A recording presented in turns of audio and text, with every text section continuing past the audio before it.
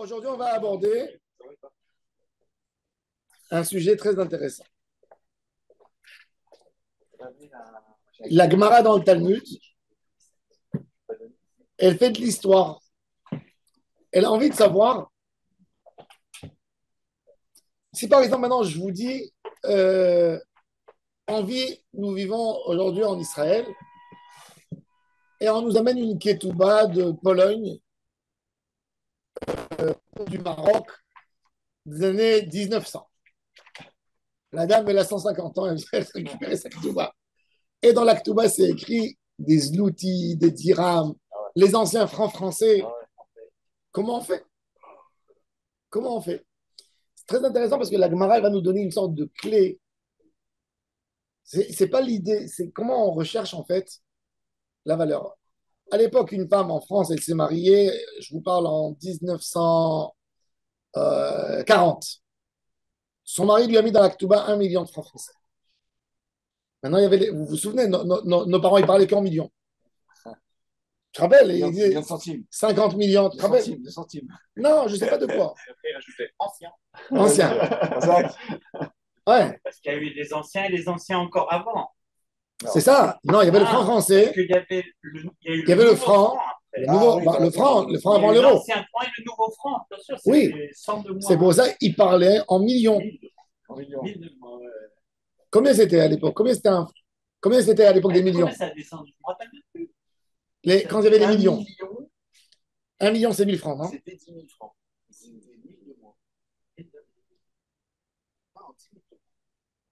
Non, 1 million. Non, 1 million, c'était 100 000 francs. 100 000 francs. Non, 1 million, c'était quoi? 100 000 francs. 100 000 francs. 100 000 francs. Il connaît l'argent d'ailleurs. Sûr qu'un million, c'était 100 000? Oui, je pense. Je pense que c'était 100 000, oui. Ils ont enlevé 2 zéros. Ils ont enlevé 2 zéros. Oui, 2 zéros, c'est ça. Ouais. 100 000. 10 000, 1 million. 100 000. 100 000, 100 000. Alors maintenant, on va faire les comptes pour retrouver comment ça. Ben justement, alors maintenant, une femme qui a une ketouba comme ça, elle arrive quand il y a les nouveaux francs, et elle t'amène sa ketouba. Comment tu calcules? Alors, c'est très important de savoir. Alors, justement, regardez, dans la Braïta, il dit que la femme, elle perd, une femme qui ne respecte pas ses engagements vis-à-vis de son mari, elle perd tous les jours un trafic. C'était une monnaie romaine, une pièce romaine, qui s'appelait trafic. On diminue le. Alors, la Gemara veut savoir c'est combien le trafic. C'est comme. 100 anciens francs pour un nouveau. C'est ce que je te dis. Ouais, c'est 100 de c'est 100. Non, 2 zéros. 2 zéros. 2 zéros, ça fait 2 zéros. C'est comme la voiture, quoi. Donc, non, alors attends, alors 1 million, c'est 10 000 francs. 1 million, c'est pas 100 000. C'est 10 000. C'est 10 000, c'est pas 100 000. Alors, c'est la décote, c'est la décote, là, on parle maintenant. Hein? Une décote. Il y a une voiture à bonne valeur. Déjà, il faut savoir, c'est très. On parle de l'importance de comprendre, d'évaluer. Il y a une femme qui arrive, elle amène une ketouba de l'ancienne monnaie. Comment on lui calcule des ketubot? La Gemara, elle essaie de comprendre c'est combien le trafic. Parce que vous savez qu'en Israël, il y a malheureusement des bâtés-dînes. Il y a en Israël un débat entre les Dayanim. Quand j'étais avec le Rav Amar dans les bâtés-dînes, il y a, quand c'est une monnaie israélienne, tu parles d'une monnaie israélienne, il y a une femme, elle s'est mariée en 77, d'accord, 78. Elle décide de divorcer en l'an 2010. 35 ans de mariage. Autre temps, on a eu les lires. Elle s'est mariée en lire, la ketouba était en lire. Elle est passée en shekel. Shekel Hadash. Ah, il y a eu shekel et shekel Hadash. Oui, shekel Yashan et shekel Hadash. Les shekelim. Sur sa ketouba, c'est écrit 1 million de lire. 1 million de lire, c'est 5 shekels. Avec l'inflation. La question pour moi, c'est même pas la devise.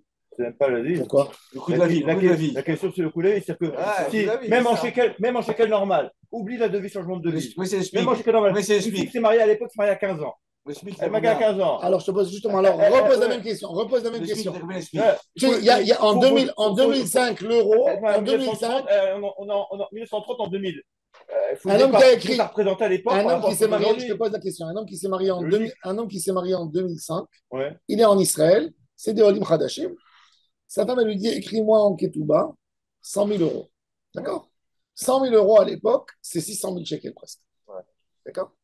Aujourd'hui, 100 000 euros, c'est 400 000. Ah oui.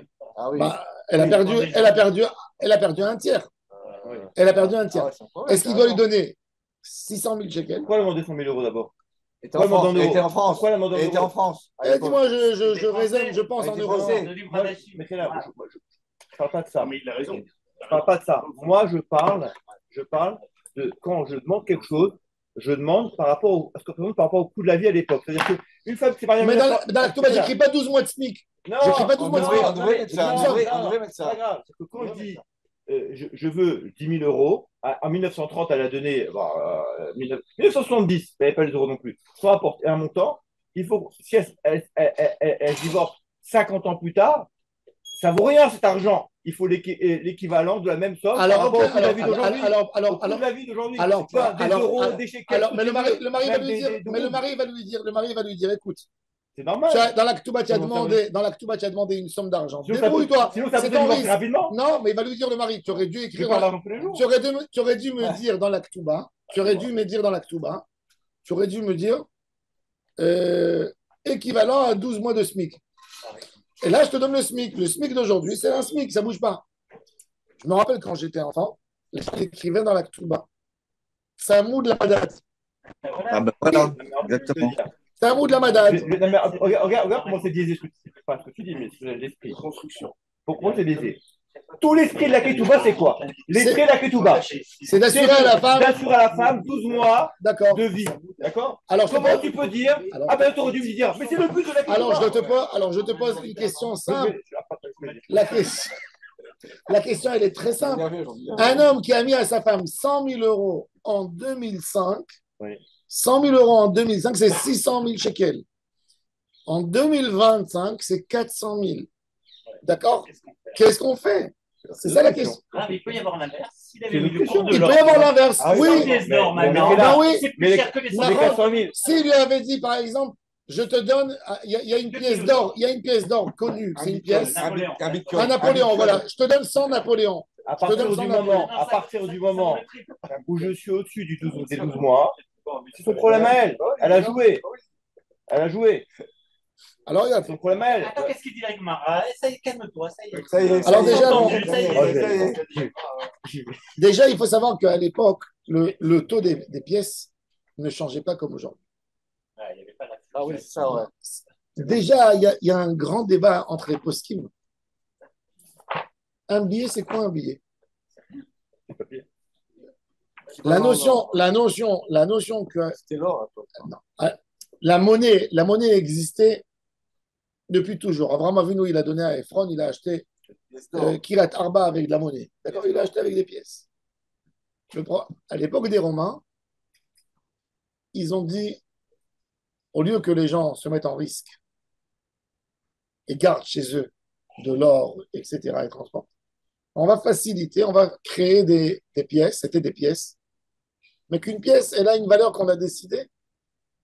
Ce n'était pas développé comme aujourd'hui. Aujourd'hui, la pièce, elle est décidée par rapport à une économie interne, par rapport au PNB, par rapport à beaucoup de choses.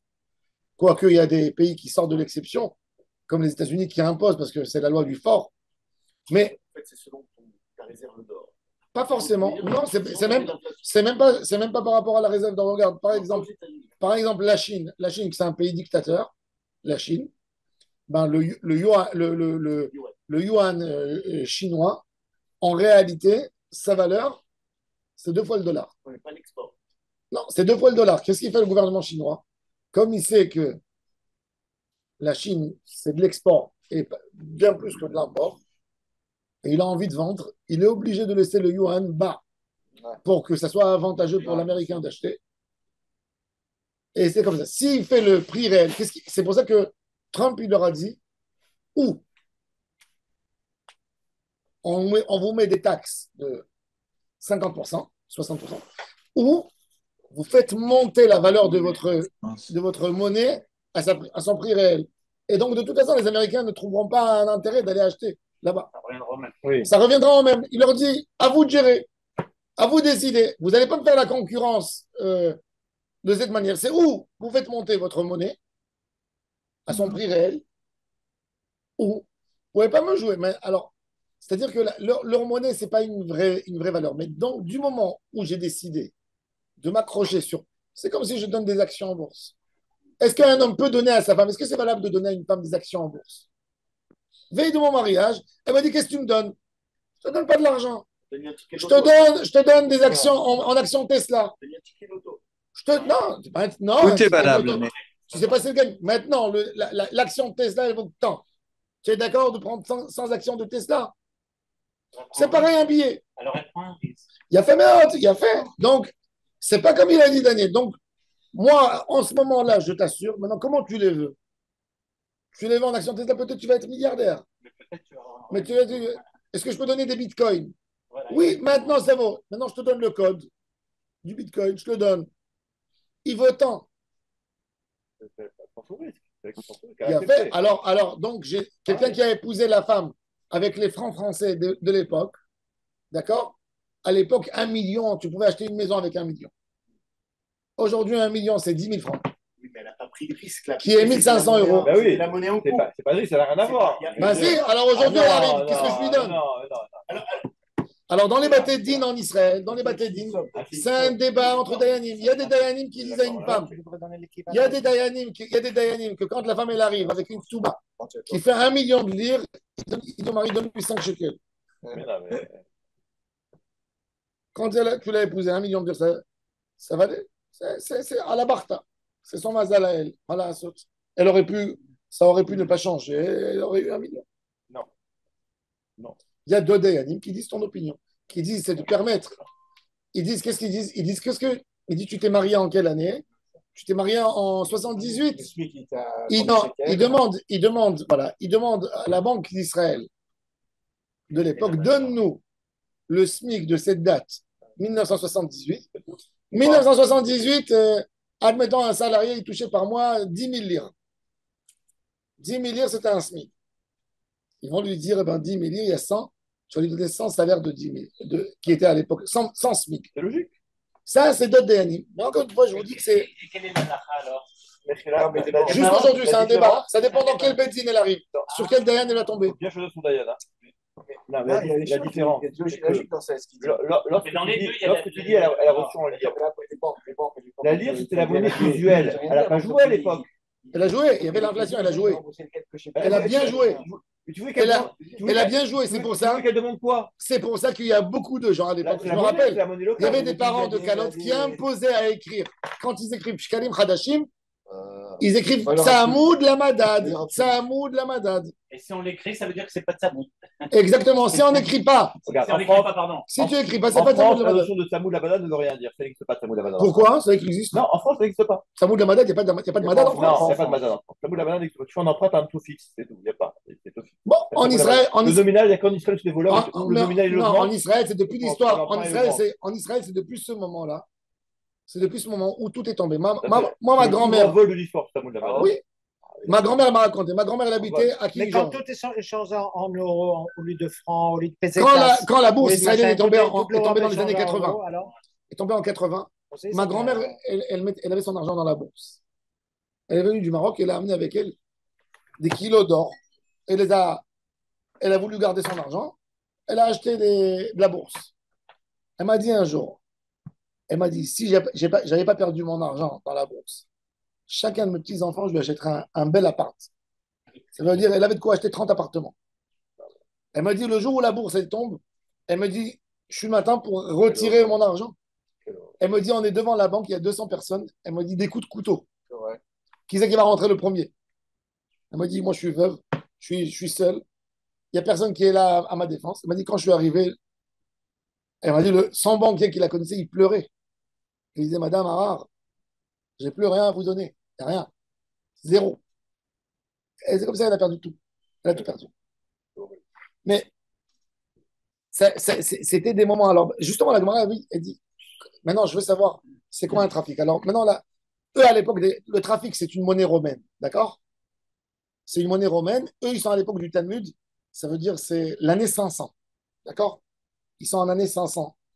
Et il y a une Gemara qui nous dit, ils ont une braïta pour une morédette, une femme qui ne veut pas donner à son mari ce qu'elle doit lui donner. La Braïta a dit tous les jours, tu lui enlèves un trafic. C'est combien un trafic?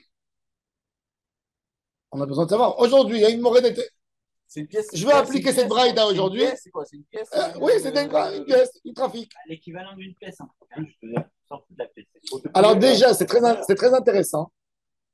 Déjà, ce qui est le plus important pour nous, c'est d'avoir un échelon, d'avoir une référence romaine de l'époque. Qu'est-ce que je pouvais acheter avec un trafic?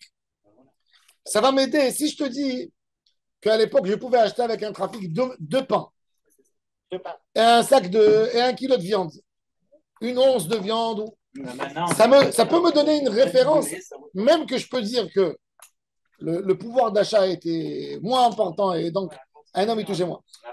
Par exemple, à l'époque, j'ai vu un tableau romain qui a été fait en année 100. D'accord? En année 100. Un tableau romain qui dit que un ouvrier dans le marché, ben, il peut acheter avec une journée de travail 7 kilos de pain. Il peut acheter il peut acheter une once de viande,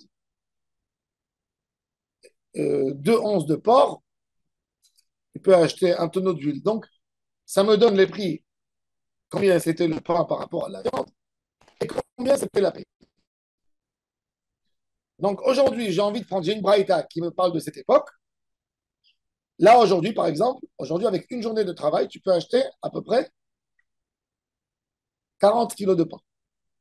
Si ta paye, si un employé il prend 600 shekels de la journée, un pain il fait 7 shekels, ben, il peut acheter à peu près 90 pains, 80 pains, 85 pains. Ok, non, dans l'idée, c'est-à-dire qu'aujourd'hui, le salarié il reçoit beaucoup plus. Alors maintenant, j'ai besoin d'arriver. Maintenant, est-ce que je dis déjà que le trafic, c'est un pouvoir d'achat? Alors, je dois l'augmenter par rapport au pouvoir d'achat d'aujourd'hui. Et la deuxième chose, c'est d'évaluer exactement la monnaie. La Torah, elle me dit, tu donnes un pidyon à Ben Hamesh et Tzlaim. C'est quoi Hamesh Tzlaim? C'est quoi? Est-ce que nous, on n'a pas calculé? Attends, je finis. Nous, on n'a pas calculé. Est-ce que aujourd'hui, le métal d'argent, la matière argent, elle n'est pas chère, même qu'elle a augmenté depuis la guerre en Ukraine. Elle fait aujourd'hui le gramme d'argent, il fait 3,5. 3. Il a augmenté dernièrement. Je ne sais pas si je suis parti vérifier pour toi. L'argent, il a augmenté. Il y a une rupture de stock Maintenant, la vraie question, Bichlal, moi je vous pose une question, je veux que vous pensez. La Torah, elle m'a dit, tu sais, il faut donner au Kohen 5 slimes. 5 slimes, c'est quoi? C'est 100 grammes d'argent. C'est 300 shekels. 300 shekels. C'est pas avec 300 shekels, j'achète mon fils. À l'époque, c'était quoi? À l'époque, avec 5 slimes, tu pouvais acheter énormément. 1,10 €, voilà, 4 shekels même, presque 4 shekels le gramme. Donc ça a augmenté. À l'époque, quel était le pouvoir d'achat? Est-ce que c'est ça que je dois regarder? Je ne dois pas regarder la matière brute. Qu'est-ce que je peux acheter avec? Si je ne donne pas au Cohen, c'est pour ça que qu'est-ce qu'on fait? D'après la halakha, parce qu'on a un problème, c'est pour ça que le Cohen, il vient avec 5 pièces qui pèsent 100 grammes d'argent. Parce que si moi, par exemple, je fais ce qu'il a fait maintenant, Lionel, je rentre dans le site officiel de la Banque d'Israël et je vérifie combien c'est le coût du gramme d'argent. Il va me dire, le gramme, il fait 1,10 €. Tu sais quoi, 1,10 €, ça fait 110 € que je te dois. Le Cohen, il va me dire, non, il y a 3000 ans, avec 100 grammes d'argent, je pouvais acheter un bœuf. Ah ouais. Alors, qu'est-ce que je fais? Je dis, tiens, Baba, moi, je ne sais pas. Moi, je te donne les 100 grammes d'argent, retourne à l'époque de Moïse dans le temps et arrange-toi. Oui. C'est pour ça que je donne du métal. Tu as compris? C'est pour ça que je ne donne pas un équivalent en billets. Qu'est-ce que je fais? Je vais chez le Cohen il vient avec ses pièces. il va me les vendre, je vais m'arranger avec lui au prix qu'il a décidé. Le Cohen, il peut me dire, moi, je te les vends les pièces à 1000 shekels. Mon fils, il a fait le pigeon. Le rabbin, il est venu. Il a dit, donne-moi 700 shekels. Bon, c'est comme ça. En France, il y a certains contrats à la bourse qui sont indexés sur le salaire moyen. Alors voilà, c'est Tamoud Lamadad. Alors voilà, tu vois, tu as dit qu'il n'y a pas. Voilà, il te dit qu'il y a. À l'époque, il fallait, en 2000, il fallait 129 mois de salaire pour acheter un appartement. Moyen. En moyenne. Aujourd'hui, c'est à 180 et quelques. En France. Voilà, donc il a dit qu'il n'y a pas de Tamoud Lamadad. Tu vois qu'il y a. Dans les emprunts, il n'y a pas de Lamadad. Dans les emprunts, non, mais dans les. Non, mais Tamoud Lamadad, ce n'est pas variable. Tamoud Lamadad, ça C'est veut dire variable. que- C'est variable. Non. Tamoud Lamadad, ça veut dire que ton nominal, il bouge. C'est complètement différent. C'est quoi? Le nominal, il bouge. Ah oui, désolé, vous ne savez pas alors. Tamoud Lamadad, ton nominal, de base, il évolue. Comment il évolue? Non, ça veut dire, je pouvais acheter. C'est-à-dire que tu empruntes 100 000. Si l'inflation a augmenté, tu dois de 10%, tu dois 110 000. Bah oui, parce qu'il te dit la banque, il te dit tu pouvais acheter ton tant. nominal, il a augmenté. Tu pouvais. Non, c'est pas le nominal. Non, le nominal, il a augmenté. Quoi le nominal? Mais vous rigolez ou quoi vous êtes- Alors, c'est indexé sur quoi alors? Nominal, c'est quoi le nominal? Le montant d'emprunt que tu as emprunté, il augmente. Non, mais pourquoi il augmente? Tu comprends? Parce que la banque, elle te dit tu pouvais acheter 1000 kilos de tomates. Tu pouvais acheter 1000 kilos de tomates. Maintenant, tu ne peux plus acheter 1000 kilos. Tu peux acheter que 900 kilos. Alors, donne-moi 1000 kilos de tomates. Ça, c'est un mot de la En madame. France, ça n'existe pas, ça. Je crois pas que tu dis. Ah, ben c'est pas partout, hein. Si tu as un emprunt, Parce que c'est comme peut-être ça. en France, c'est plus stable. Non, le nominal. Maintenant, je vais te dire quelque chose. Parce que là, maintenant, suite à la guerre, le Tsamoud, le Madad ici, il est devenu fou. Par exemple, allez. 4,5, il n'a pas bougé. Non. Il a pas voulu clairement. Je vais vous expliquer. Par exemple, je vais vous donner un exemple simple. Il faut savoir que si vous achetez Bezrat Hashem des appartements, et je vous le souhaite pour les enfants et tout ça, il y a comme ça. Il y a deux Tsamoud la Madad. Il y a Madad Abniya et il y a Madad la Tzarkhan. C'est quoi Madad Abniya? Madad Abniya, c'est les produits, le béton. Par exemple, la Turquie, depuis le 7 octobre, elle a dit plus d'export vers Israël. C'est eux les fournisseurs de béton. Le sac de béton, il coûtait 15 shekels quand ça venait de la Turquie. Maintenant, il faut l'amener d'Allemagne ou il faut l'amener de quelque part d'autre ou le fabriquer en Israël. Il vaut 30. C'est-à-dire que ton prêt, il a sauté. Tu dois 1 million de shekels au Kablan, ça va être 1,3 million, 1,4 million. Suite au béton, suite au métal. Quand la Chine, elle avait fait les Jeux Olympiques, il y avait une rupture dans le monde entier de métal. Elle a acheté tout le métal du monde. Tout le métal du monde. Très simple, tout le métal du monde. Quand la Chine, elle décide d'acheter quelque chose, dans le monde entier, il y a une rupture de stock. Le kilo d'amande, l'Espagne, c'est la plus grande productrice de l'amande dans le monde. Le kilo d'amande, il faisait 2,5 €. Les Chinois ont découvert la pâte d'amande. L'amande est montée de 2,5 € à 9 €. En Israël, vous avez les pâtes de poulet, les pâtes de poulet. Les pâtes, tu es gars. Non, Les pattes, les pieds. pas la cuisse Les pieds. de poulet, les pieds de poulet. Les pattes des poules. D'accord, avec les ongles, les pattes. Les pattes de poulet. On jette ça. On jette, il y a fait mes hôtes. Les Chinois, ils ont entendu qu'en Israël, on jette les pattes de poulet. Qu'est-ce qu'ils ont fait? Ils sont partis à Ofi Yerushalayim, ils ont envoyé un représentant. Ils savent que l'Israélien, il consomme énormément de poulet. L'Israélien, c'est le deuxième consommateur du monde de poulet après les Américains. L'Israélien, il consomme en moyenne 50 kilos de poulet par an. Avec les schnitzel. C'est nous qui avons inventé le schnitzel. Donc, oui. C'est pas énorme, d'un kilo, c'est pas 1 kilo par semaine. Oui, c'est beaucoup. C'est un poulet C'est énorme. Un Français, il ne mange Ah, pas. par personne, pas par famille. Par personne. Ça veut dire, il prend par personne 50 kilos de poulet par an. L'Américain, il fait 80 kilos de poulet par an. Fried chicken. Alors, qu'est-ce qu'ils ont dit? Ils vont dans les poulaillers maintenant. Ils achetaient au début, on vendait les pattes de poule pour les usines qui fabriquaient de la nourriture de chien. Ils prenaient, ils broyaient tout ça. Ils faisaient comme des saucisses et Et ils font les bois de pâté pour les chiens. Qui c'est qui faisait des Les Chinois? usines, non, les usines de chiens. En Ici, Israël, en ils faisaient comme ça Israël, avant. La tonne, elle coûtait, la tonne de pâte de poulet, elle coûtait $150, la tonne. Aujourd'hui, combien elle coûte la tonne? $2 400. C'est quoi des Chinois? Les Chinois, ils prennent, 1000 balles. ça rentre dans les congélateurs et ça part en Chine. Ils mangent. Aujourd'hui, Oui, ils mangent ça, oui, les Chinois? ils mangent ça. Moi, je veux dire, Comment tu manges ça? pour renforcer Comment tu fais pour manger l'idée ça? qu'il faut mettre un seuil de comparaison par rapport au coût de la vie ou à des pommes, ou tu peux faire ce que tu veux. D'accord? Oui. Pourquoi? Parce que dans le schéma inverse, moi, je vais faire le schéma inverse. Du cas où ça a augmenté. Comment tu. Si 10 000, le mec, il a mis 10 000. Mais maintenant, ces 10 000, ça représente 1 million. Tu vois? Oh. Le mari, il n'a pas l'argent pour payer. Nara, Comment Nara. faire? C'est n'importe quoi. Alors justement, Donc, c'est la preuve qu'il faut. Peut-être il faudrait formuler d'une autre manière Peut-être. le ketubot. Ouais. Peut-être il faudrait assurer 12 mois de SMIC, Pourquoi aujourd'hui on ne parle pas comme ça, comme tu dis 13 là, maintenant? SMIC, Pourquoi on 15 dit pas SMIC, ça, 20 SMIC. Pourquoi on dit Pour pas ça? revenir à la base, qu'est-ce qu'on veut exactement par ça? On veut assurer à la femme 12 mois. Voilà. Bravo. On veut garantir à la femme Un qu'elle puisse minimum de, manger. un minimum de Donc on pendant n'est un pas an. là à lui faire soit elle va gagner, soit elle va perdre. Exactement. On Alors veut pourquoi- qu'elle mange. pourquoi aujourd'hui Donc, avec on le va bot, on revenir fait à pas ça. comme ça? Il y a fait Aujourd'hui, parce que les femmes, elles ne voulaient pas.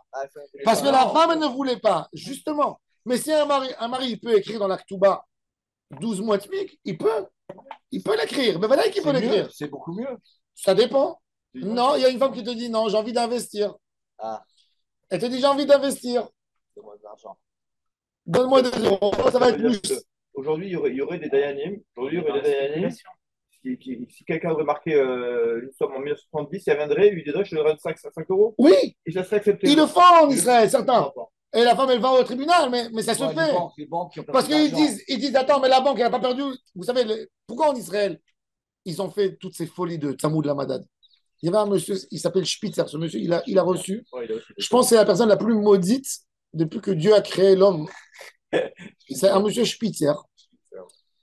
En 80, quand la bourse est tombée en Israël, les banques, ils avaient fait des crédits à tout le monde, les appartements. Je connais quelqu'un qui a acheté un 5 pièces à l'époque. Il avait un crédit de 1,5 million de lire. Comme si tu dis aujourd'hui 1,5 million de shekels. L'inflation, ça montait, ils recevaient, les gens, ils devenaient fous, les gens, ils se sont suicidés. Parce que les gens, ils recevaient tout d'un coup la lire avec l'inflation. Ça montait à 2 millions la dette et tout ça. Ils n'avaient pas de comment rembourser. Et après, l'État a commencé à imprimer des papiers. Tu allais comme ça avec des sacs d'argent. D'accord? Alors, le gars, il ne reçoit pas de lettre de la banque. Combien il doit rembourser? Donc, il va à la banque. On lui dit, vous savez, on est passé au shekel yashan. Ça veut dire que 1 million de lire. Donne-moi 1000 shekels. Non, il leur a dit pourquoi j'ai pas reçu. Ils lui ont dit parce que ta dette, elle a sauté. Ils ont dit le timbre d'écrire une lettre imprimée à la machine à l'époque, on tapait à la machine, C'est plus cher que tu nous dois. de dire à la Pkida qu'elle écrit la lettre, qu'elle tape à la machine, pour te dire que le montant il est zéro. Pour te la plier, pour te la mettre dans la lettre, c'est plus cher que ton crédit. Donc on t'a pas envoyé une lettre. Celui-là, il a gagné alors. Oui, beaucoup. Il a gagné. Beaucoup ont gagné. Donc qu'est-ce qu'elle a fait l'État d'Israël? Ils avaient cette phobie de ne pas arriver là-bas avec l'inflation, puisqu'on a eu l'inflation dans ce pays. Ils ont appelé un monsieur Spitzer, travaillait à la banque, il s'appelait monsieur Spitzer. Il leur a fait le prêt Tsamoud la dollar. En Israël, tu es Tsamoud la dollar. Avant, c'était ça. Avant. Tu es Tsamoud la dollar. Il y a 20 ans. Tu es Tsamoud la Madad. Tu es Tsamoud le Madad Abnia. Ça veut dire que tu pourrais Il a presque mis, s'il aurait pu mettre encore, il aurait dit Tsamoud à la météo. Ton verrouillé, tu gagnes pas un centime. C'est la seule chose qu'il n'a pas écrit. Ouais, ça monte la pkida aussi. C'est ça, franchement. Et ça monte la pkida. C'est horrible. Non, mais dans les deux sens. Mais mets-toi à leur Non, place. mais dans les deux sens, ça peut être. Aujourd'hui, à l'heure d'aujourd'hui, pour moi, ça, il me parle de loi pour améliorer le coût de la vie, ça. Pour moi, c'est du vol à grande échelle. Oui, parce que maintenant c'est stable. Parce qu'aujourd'hui, non, c'est pas seulement stable. Aujourd'hui, quand une banque, elle te prête de l'argent, elle te prête 100 000, elle emprunte 100 000 et elle se couvre à un taux Un fixe. taux plus à un faible. taux- Elle se couvre un taux fixe. Elle couvre un taux fixe, elle se prend sa marge. Donc, quand les taux augmentent, ça lui coûte que rien à la banque. Elle prend juste l'argent en plus. bénéfice. Non, l'argent, la banque, elle te promet aussi de l'argent. C'est Ils pas d'accord. ont fait des milliards, les banques, aujourd'hui. Hein. Ben, toi, tu mets de l'argent aujourd'hui. Aujourd'hui, tu mets de l'argent dans la banque. Aujourd'hui, tu places 100 000 shekels avec des options de 3 ans. Tu récupères dessus 5 par an. 5%. Non. Ils veulent plus 3 ans. Combien ils veulent? Un an, d'accord. Mais même un an, c'est beaucoup. Tu prends. D'accord, si la banque, elle te vend le crédit, la banque, elle te vend le crédit à 7. Elle donne à un certain investisseur qui met dans la banque. Elle lui donne 4, 3. Ça a baissé, ça a baissé le stress, la panique. Pourquoi l'Israélien, il allait dans l'immobilier? Parce qu'il ne recevait pas de ribit. Maintenant, qu'est-ce qu'ils disent? Ils disent on va augmenter le taux de la ribit. La personne, il va tirer sa main du marché de l'immobilier parce qu'il va dire j'ai 1 million à investir. Ben voilà, je le place dans la banque. Qu'est-ce que j'ai besoin d'avoir un locataire? Il me dit le robinet, il est abîmé. Ah ouais. Il met 1 million de shekels, il vient à la fin de l'année, il récupère 50 000. 5%. Tant mieux. Qui mieux que lui? Non, mais qui mieux que lui? Les taxes de la banque aussi, c'est mais non, les taxes, c'est mineur. C'est rien. C'est 25% ou 15%. Il y a un paramètre que tu as oublié. Alors, c'est pas 5%. Netto, brut, netto, ça te fait 3,5. Non. C'est pas sûr. Sur les 50 dernières c'est pas sûr. Mais en plus, tu prends la valeur du bien. Non, mais avoir des locataires et payer le ravalement de l'immeuble, etc. Qui c'est qui t'a dit? C'est les statistiques. Ok, mais attends, les gens, quand tu mets ton argent dans les actions, tu mets ton argent sans la regarder tous les jours, tu la mets de Rosh Hashanah à Rosh Hashanah prochain, tu récupères ce qu'il y a, ben la bourse, elle a fait bien plus que l'immobilier. Quand tu prends n'importe, tu prends en intérêt. Tu prends Madad Tel Aviv. Tu prends Madad Tel Aviv début 2024. Fin 2024, il a fait 27%. Madad Tel Aviv, dans la guerre, il a fait 27. Tu payes sur ça 25%. Ok, tu es à 16% de ton argent, à 17% de ton argent. Est-ce qu'il y a de l'immobilier qui te ramène ça? Non. Si tu veux acheter et vendre, oui. Non, il ne te ramène pas. Tu payes. Non, tu payes. Je sais pas comment. Bon, c'est pas grave, mais le calcul, c'est pas si simple que ça. Mais je te dis. Non, parce qu'il y a la valeur de l'immobilier intrinsèque. Zélo méchané. Parce que, regarde, Rav, toi, tu as mis 100 000, tu as mis 1 million de shekels. On va parler ça. Combien tu récupères à la fin? Eh ben, c'est ça qu'il faut voir. Oui. Une fois alors que tu récupères plus. 20 ans après, c'est pas 1 million, c'est 2 millions de shekels. Donc, 3. il faut calculer. Non. Il faut le calculer. Je te donne la preuve la plus simple. Et quand tu places à 100 000, tu récupères 105 000. Et tu le remets après les 105. Non, mais les 105 000, tu deviennent aussi les 5% sur les 105 000. Après, sur les 112 Si 000. tu les dépenses pas. Oui, d'accord, mais même dans l'immobilier, c'est pareil. Le loyer aussi. C'est pareil que l'immobilier. Tu peux investir dans l'immobilier. Non, tu peux pas. Pourquoi tu peux pas? Parce que tu as des frais. Mais quand tu fais le calcul de tout ça, ça se calcule. C'est pas aussi simple que ça. D'accord, mais même la méthode de compter, elle est beaucoup de fois, c'est une erreur suite aux guerres de l'époque. Les gens, ils voulaient avoir quelque chose de sûr. Il n'y a pas qui s'est en Israël, même en non, France, mais d'accord, mais la bourse en ce moment, avec tous ses inconvénients, elle te donne beaucoup plus que l'immobilier. La preuve, c'est les gens qui font fortune. D'accord, quand il y a une craque, d'accord, mais après ça reprend, après elle reprend. Nvidia, elle est tombée, elle est réarrivée au même niveau. Après 3, il faut jamais, quand quelqu'un y met de l'argent dans la bourse, la première chose qu'il faut savoir, non, pas rien que ça, ne regarde pas au jour le jour. Attends 10 ans pour voir. Mets-toi une date, tous les rêves Rosh Hashanah. Tous les Ashkenazim, ils disent t'inquiète, t'as pas vendre d'eau, t'as pas faire d'eau.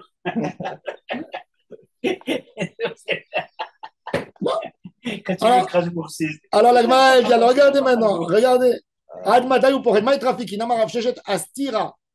Lui, il a dit que c'est un Sela Medina. Nous, on ne sait même pas c'est quoi un Sela Medina. Dans la Gemara, elle comprend que Sela, c'est équivalent à un shekel. Maintenant, il faut savoir que ce n'est pas le shekel de la Torah. C'était des shekels de 10 grammes d'argent. Ok. Vekamaï Astira. Palge des Zouza. Voilà. Parce que le zouz, Mataim Zouz, c'est le shekel de la Torah, le zouz. Combien c'est le shekel de la Torah? C'est 20 grammes d'argent. C'est Kesef Tsori, dans la région, quand Moshe Rabbeinu il a parlé. Quand Moshe Rabbeinu il a dit aux enfants d'Israël, vous allez donner Machatit à shekel. De quel shekel il a parlé? quelle était la monnaie des Juifs dans le désert? Une vraie question. Ah ouais. S'ils bougeaient Ah ouais, dans t'as raison. mon cher Rabbeinu, il a dit, vous faites pidyon à Ben, il faut donner Hamesh Kalim. Quand mon cher Rabbeinu, il a demandé de compter les enfants d'Israël, il a demandé 3 fois, il a demandé, donnez-moi Machatit à Shekel. Une fois pour les Adnei à Mishkan, une fois les Chaper à Nafsheterem. C'était combien? C'était la monnaie égyptienne, alors? Non, c'était pas la monnaie égyptienne. Il a fait mode. Vous savez quelle monnaie il a utilisé? Non, la monnaie libanaise de la ville Tzor. Ça s'appelle Kesef Tzori. Pourquoi? Parce que à Tzor, c'est très intéressant. Il y avait à l'époque c'était moins important pour les rois de monnayer leur monnaie. Qu'est-ce qu'ils faisaient? Ils s'appuyaient sur une monnaie de l'époque. Tzor, c'était des commerçants. Ils descendaient dans la mer. Et chez eux, il y avait la fabrique des pièces d'argent.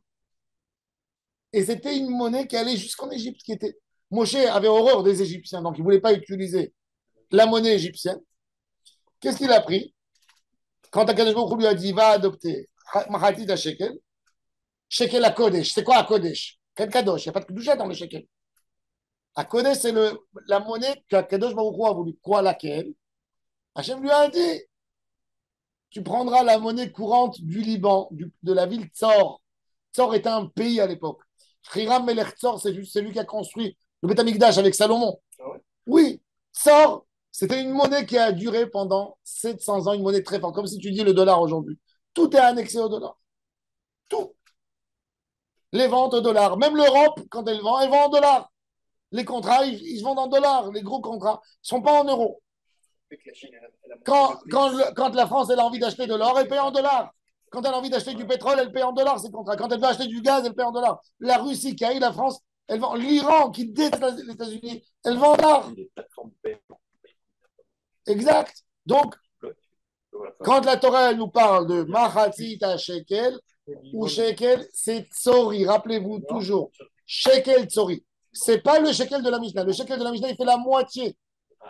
L'autre, il fait 20 grammes d'argent massif. Celui-là, il fait 10. Le zouz que l'homme il s'est engagé à sa femme, c'est combien? C'est 200 pièces de 20 grammes d'argent. Ça représente combien? 4 kilos. Donc, la ktouba d'une femme, c'est combien? C'est 16 000 aujourd'hui avec l'euro qui est à 1,10 € le gramme.